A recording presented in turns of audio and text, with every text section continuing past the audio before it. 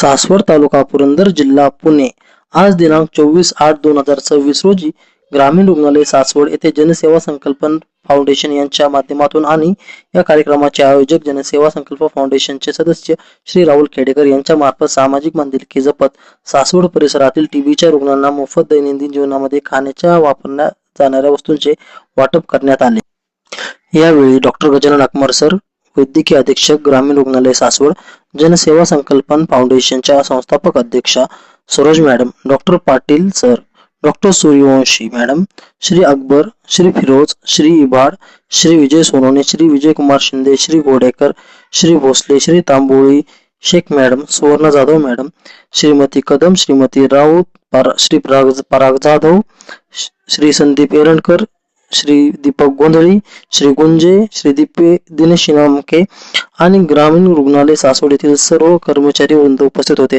अशा संस्थांनी पुढे येऊन सामाजिक कार्यात सक्रिय राहून सामाजिक कामे करत राहायला हवे असे वैद्यकीय अधीक्षक यांनी सर्व स्थानिक संस्थांना आवाहन केले। धन्यवाद। प्रतिनिधी निखिल आढाळगे। सर्वांना नमस्कार आणि ग्रामीण रुग्णालय सासवड तर्फे सगळ्यांचे इथे स्वागत आहे। तर इथं आपण नाही का आज जे जमलेलो आहेत आपण याच्यामध्ये ना की आपल्याला एक प्रोग्राम दिलेला आहे, त्यामध्ये आपल्याला टीबी मुक्त भारत अभियान असा एक शासनाने एक उपक्रम सुरू केलेला आहे। त्यामध्ये आपल्याकडे जे टीबीचे पेशंट असतात तर त्यांना आहारासोबत औषधी पण घेणं महत्वाचं आहे। औषधी आपण आपल्या लेवलला देतोच, पण औषधी नुसतं देऊन ते उपयोग होत नाही, तर पोषक आहार पण त्यांना तेवढाच महत्वाचा असतो। आपल्यातर्फे मोफत औषध आहे आणि त्यासोबत आपण एक जनसेवेची भावना म्हणून आपलं एक जनसेवा संकल्प फाउंडेशन आपल्याकडे ट्रस्ट आहे, तर त्याच्या मॅडम आहेत आणि राहुल खेडेकर आहेत सदस्य, आणि या सगळ्यांनी मिळून आपण एक मागे पण एक प्रोग्राम केला होता, ज्यामध्ये मला वाटतं 5 का 6 लोकांना आपण की धान्य वाटप जे काही पोषक आहाराचं जे किट असतं शासनाने नेमून दिलेलं ते आपण दिलं होतं। त्याच माध्यमातून उरलेले जे काही आपले आहेत टीबीचे काही पेशंट आहेत तर त्यांना आपण खास आज बोलवले की ज्यामुळे टीबी मुक्त भारत अभियानामध्ये आपल्याला उर्वरित जे काही राहिले पेशंट त्यांना औषधी सोबत आहार पण आपण देऊया, जेणेकरून ते टीबी मुक्त होतील। एक बर्डन असतं सोसायटीवर की ज्यामुळं त्या पेशंटला मग खर्च होतो, आता त्या औषधीचा खर्च शासन पुरवतं, पण त्यासोबत आहार पण तेवढाच महत्वाचा आहे। पण पोषक आहार घेतला तरच त्याची जी काही आरोग्य चांगलं राहील आणि मग समाजाला त्या कुटुंबाला यापासून जे काही वेदना झालेल्या असतात काही कारणामुळे त्यापासून कुठेतरी मुक्ती मिळेल। या भावनेतून जनसेवा संकल्प फाउंडेशनने एक पाऊल उचललं, त्यांचं आपण अभिनंदन करूया, जेणेकरून त्यांनी इतक्या रुग्णांसाठी ही व्यवस्था केलेली आहे। आणि आपण या माध्यमातून ग्रामीण रुग्णालय सासवड तर्फे, पेशंट तर्फे आणि सर्वसामान्यांचे आपण आभार मानूया आणि आपण त्या रुग्णांना वैयक्तिक आपण प्रत्येकाच्या हस्ते आपण किट देऊया, जेणेकरून ते टीबी मुक्त होतील। आणि त्यांना एक विनंती राहील की त्यांनी आपल्या घरच्यांना पण या बाबतीत अवगत करावं।